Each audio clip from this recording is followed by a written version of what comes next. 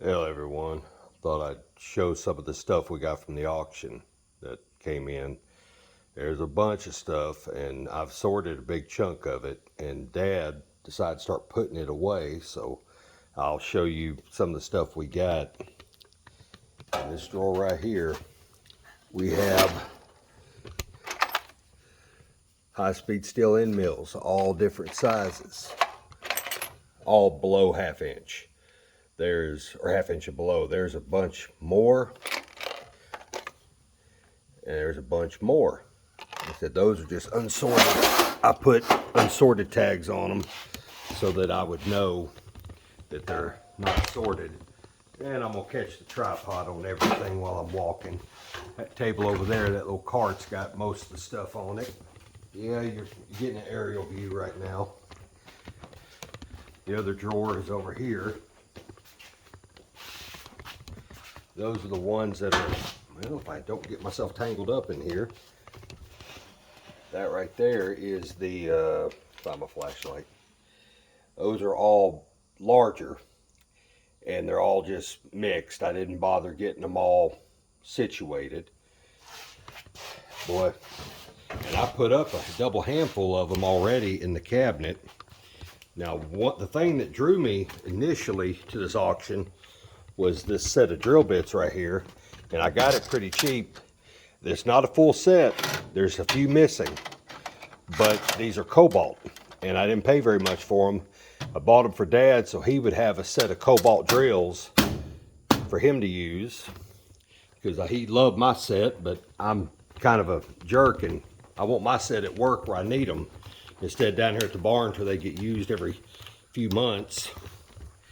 Now, that box right there is full of different size micrometers. I opened them, I looked at them, I'll sort through them another time. I don't really want to, I don't have room right now to spread those out. Now, let me pull this like this. This box right here, well, if I can get that to fold down. Well, that's heavy. This is just a set of the Demings. It's missing two, but actually I didn't pay very much for these. But in here, one of the lots had a Mitutoyo, old Mitutoyo digital caliper. Dad wants to play with repairing it, so that'll keep him busy. I've got a lot of larger Morse taper drills. I've just got a bunch of them. You know, I haven't even sorted through them. I did cull one. I found one that had a shank had been turned down. I didn't want it. Got more Deming drills over here in decent sizes. When I get done with this video, I'm gonna put these up. So yeah, I don't need Deming drills at work. I got a pretty good assortment.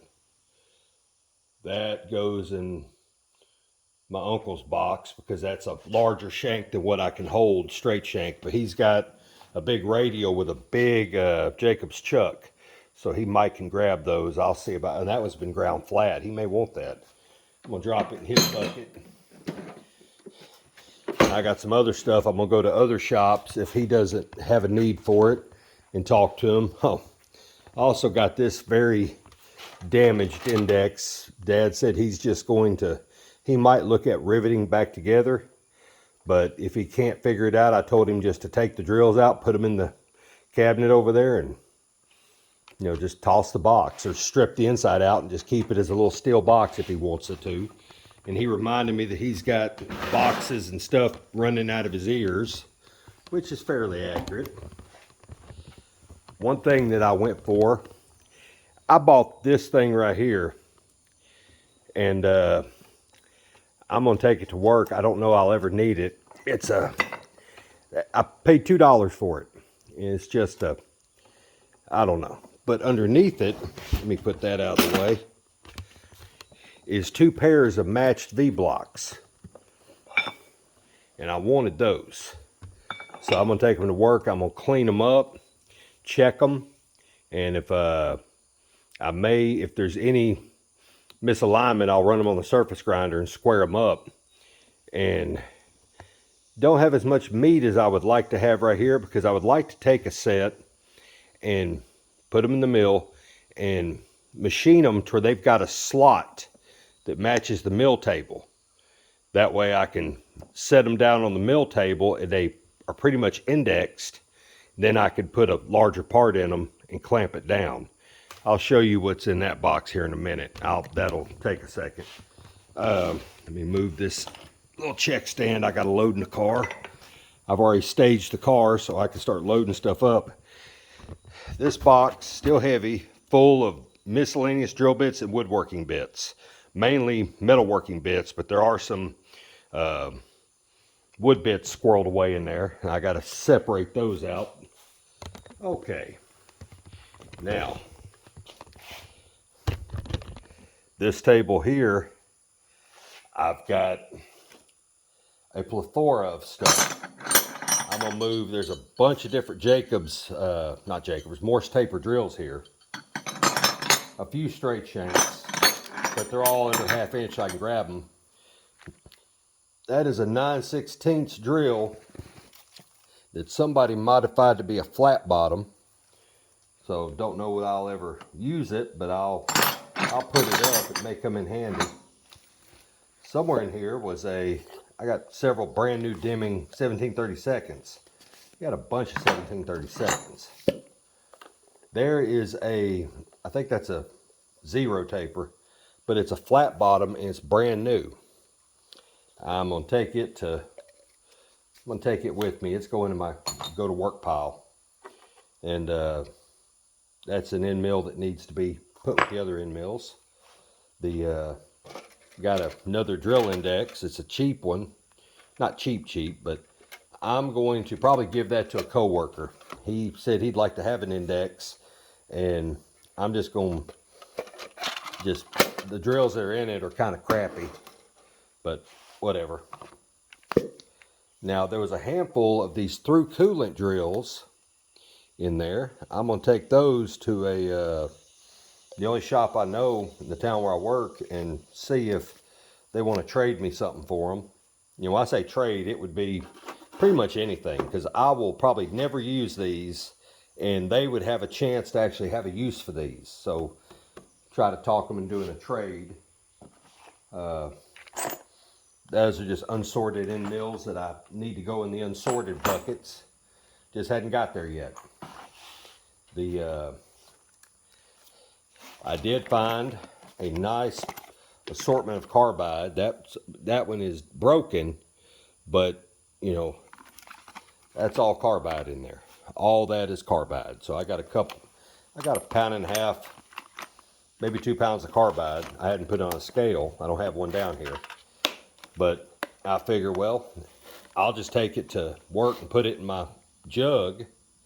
Now that being said, I've thrown away a bunch. Those are all broken high-speed steel. And I'm going to keep my high-speed steel separate because it does sell for a little bit more per pound. So, yeah, I got a lot of woodworking bits in this that I don't need. But some of the stuff that I'm going to make me a spot here, I'm taking a lot of that one. What were you?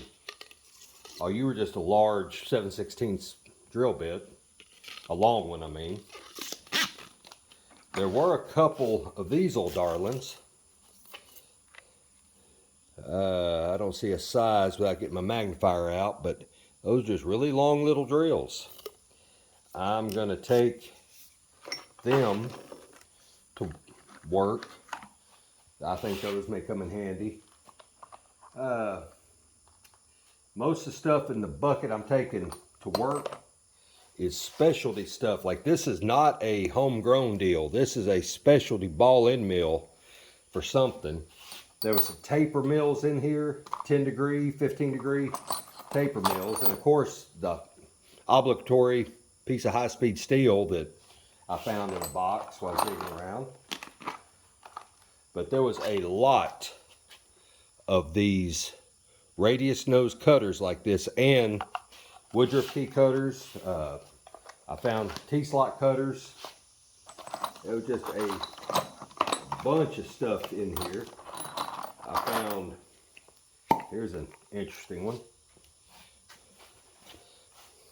Let's see if I can get it to focus. Yeah, that was in there. So there was a couple of times I wish I'd had something like that when I was working at my last job, because I had an angle that was a ellipse that I had to profile and with the CNC, and I ended up butchering an end mill and made it work. And the next one I did, another shop loaned me a tool similar to that and made it so much easier. It's so much nicer to have the proper tool for something. There's that 10-degree taper mill. You know, I mean, that was a bunch of roughing mills, high-speed steel. You know, that's a little half-inch stub drill. I like stub drills, especially when you're working on a machine that's not real rigid. That's another convex angle cutter. Yeah. So I'm just seeing if there was anything else. Yeah, lots of Woodruff or T-slot cutters. There was one in here that was an interesting design. There it is. Which they've ground on the shank a bunch, so to make it fit their holders. But you see it's got that staggered tooth design. That's kind of neat. Don't know I'll ever use it, but don't matter if I'm never going to use it, I got it. So that's going to go to work. Trying to think. I remember what I was going to show y'all. Let me put these back in here, because that's my go to work bucket there. I'm going to put all this stuff up out of my way, or out of Dad's way, so he can have his table back. He said he don't want it all back, but he wants it to where he can work with it. But okay, this was the other thing that drew me to that auction, was what's in here. This is a best test that reads in the millionths. The resolution on this little indicator, I'm gonna send it off to get checked. I don't know if I'd have to mess with it, but it's 0.00005. And that is one delicate little indicator. And I'm not 100% sure it's accurate. I played with it, it moves, but I'm gonna go ahead and let that one go somewhere like Accurate Origins or somewhere and be serviced. So that's just something. Another little indicator that I'll never use. That's a little half thou, very short throw travel Federal. It doesn't have it's just a stationary. I don't really like that style. Whoop, it's got to go in at an angle. It won't sit inside this holder otherwise. It's got to go in at an angle. So, I forgot what's in here. Oh, that's a broken probe. I'm just gonna, I'm gonna look at it. I don't think it's fixable, but that's some more indicator parts. And is that it? There is the jewel I wanted. As much as I like that best test, this is a Mitutoyo that is a 1/10,000th resolution indicator. So, and it does 0. So, it's got the plunger back. It's got a man's name on it. I wonder if it'll fit in there. Well, I'm going to have to find a better way of transporting that. I think some of these indicators were just wrapped in this stuff, and that's not acceptable for a precision tool. But here's one. This one is damaged. This is a Mitutoyo half thou, but it's damaged. It doesn't move very well. It doesn't move. So I'm gonna send it off. But it's got the, it's got some of the accessories with it. You know, there's one of the dovetail grabbers. But I'm gonna send these off and get them serviced, because I've already got a half thou indicator, but if I can get it serviced, I'll probably either make it a gift or I'll do something with it. You know, it's a Mitutoyo. I'm not going to trash can it. Another MHC. These are surprisingly good little indicators. I've got a place I used to work at would kept them in the storeroom, and I am ashamed to admit it as an adult, but when I left there, I carried a couple of them home with me. So, and I'm still using them. So sorry, Spencer, if you ever watch this. Spencer, if you ever see something that I got from you when I worked for you 20 years ago and you want it back, let me know and I'll bring it back to you. I'm done using it. But that's just a little, I don't know what brand name that is, but it's a little 1 thou indicator. It's missing a plunger, but I will see. And the rest of this is just indicator parts, but put these back up in here. But that's one of the things I was really going for, was what's in here. That's that little indicator. There's the one I want to set on top so it doesn't get dinked around. I know why. I put that back in there to keep a spacer in there so it doesn't bounce around. Oh, something else I got was a whole bunch of old indicator stands, and I don't see a single one of them right now because they were all damaged. And Dad decided that he was looking at it. I said, well, Dad, you can make magnets out of these, and I don't see where he put them. Somewhere around here is 3 indicator stands that the bolts were broke off or the little knob was broke, but the magnet was working.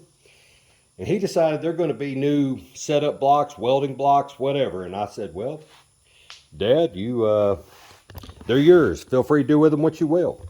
And he said he would. So, all right, I'm going to just look inside what I'm calling my uncle bucket. Well, I have to pull that stuff out. I'm gonna turn the camera this way. I don't have anything that'll hold something that big. So all the really big shank tooling, high-speed steel tooling, I just put in a bucket, send to him.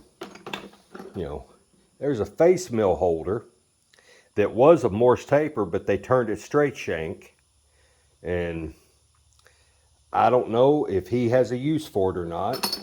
If he doesn't, I'll go to other machine shops I know and see if any of them have a use for it. But there are several Morse taper 4, 5. I think that's a 5 there, yeah. Maybe a 4. But I don't have, my machine's an MT3. So I'm just going to see if he wants to do some swapping on something. Most shops I know that they've got stuff they're not going to use that may work for me. It never hurts to ask them. And I got a really big woodworking bit that was in there that I will never use. I've got a guy I work with that's big into woodworking. I'm going to ask him if he's got a use for it. And if he don't, well, I'll just put it in the scrap bin. I don't have a need for it. I don't want it. I've got enough junk as it is. So, yeah, that was a pretty decent little haul. I got a lot of stuff, and I'm gonna start loading it in the car so I can start meandering. I do have to put up. I got to get this table cleared off, and then mostly so that Dad can have his table back. So. Other than that, I don't think I got anything really new to report. Thank you for watching.